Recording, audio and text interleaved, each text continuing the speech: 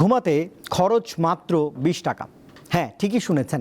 রাজধানীর কারওয়ান বাজারে হাড় ভাঙা খাটুনির পর আড়ত মার্কেটে ২০ টাকায় ঘুমোতে পারেন শ্রমিকরা।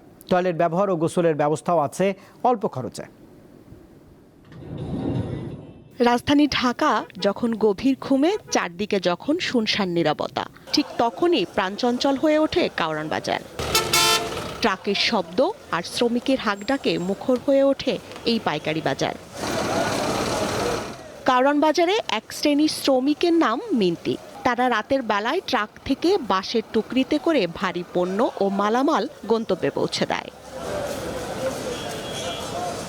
এদের আরেকটি দল কাজ করেন দিনে, তাদেরও কাজের ধরন এক, টুকরিতে করে ক্রেতার গাড়িতে বাজার তুলে দেওয়া। এই মিন্তিদের ঘরবাড়ি কিংবা কর্মস্থল সবই এই কারওয়ান বাজারে। কারওয়ান বাজারের আড়ত মার্কেটের দ্বিতীয় তলা। এটি এই মিন্তিদের ঘুমানোর জায়গা।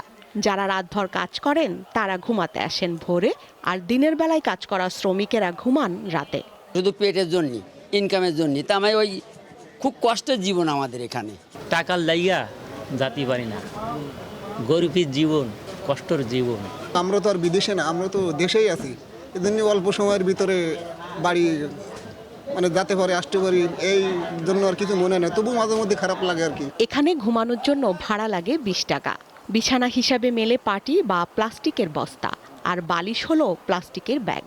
এছাড়া অল্প খরচে গোসল ও টয়লেট ব্যবহারের সুযোগ। এতেই খুশি খেটে খাওয়া মানুষেরা।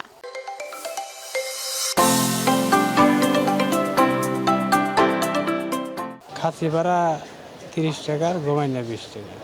এনে থাকি ৮-১০ বছর থাকা, আর ওই টুকরি ভাড়া ৫০ টাকা। এখানে ঘুমের অনেক শরীরে ঘাটতি থাকে আমাদের। বহুদূর প্রসারিত বিচিত্র কর্মভার, তারই পরে ভর দিয়ে চলিতেছে সমস্ত সংসার। বিশ্বকবি রবীন্দ্রনাথ ঠাকুরের এই কথার প্রতিফলন বাস্তব জীবনেও একই।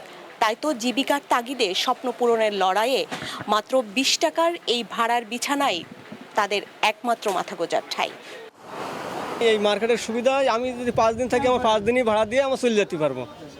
এই জন্য এই ডিলের সুবিধা এই জায়গায়। থাকার যে পরিবেশটা অনেক নোংরা, এটা যদি মনে করেন সরকার থেকে যদি আপনার কিছু একটা যদি করে দেয়, তাহলে মনে করেন যে আমার জন্য না, সবার জন্যই ভালো হবে। মিন্তিদের এই কষ্টের রাতগুলো হয়তো শেষ হয় না, শুধু বদলে যায় তারিখ। জীবিকার তাগিদে শহরে আসা এইসব মিন্তিদের স্বপ্ন একদিন হবে স্থায়ী ঠিকানার। তাই তো তারা ছুটে চলেন, প্রতিদিন কাজ করেন। স্বস্তিকা সিংহ, দীপ্ত সংবাদ, ঢাকা।